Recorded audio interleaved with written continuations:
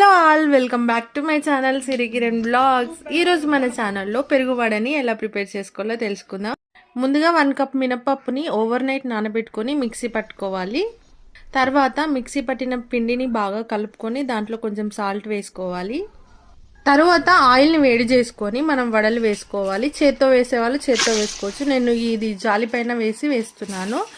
So ఆయిల్లో జాలిపైన వడలు వేసేసి బాగా డీప్ ఫ్రై చేసుకోవాలి. డీప్ ఫ్రై చేసుకొని ఒక ప్లేట్లో తీసేసుకోవాలి.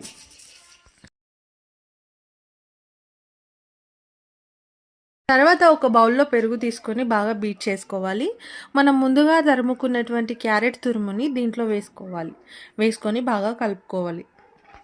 బాగా కలుపుకున్న తర్వాత మనం దీనికి పోపు పెట్టాలి కాబట్టి నేను ఒక పోపు గిన్నె తీసుకున్నాను.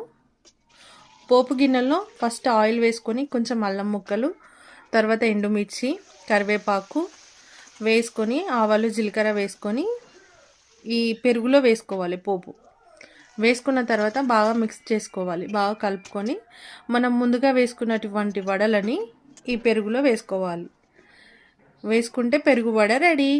అటు ఇటు తిప్పుకోవాలి. తర్వాత పెరుగు వడ చాలా క్రిస్పీగా స్పాంజీగా చాలా బాగా వస్తుంది. మీరు కూడా తప్పకుండా ట్రై చేయండి. నా వీడియోస్ కనుక మీకు నచ్చినట్లయితే please do like, share and subscribe to my channel Siri Kiran vlogs. Thank you for watching.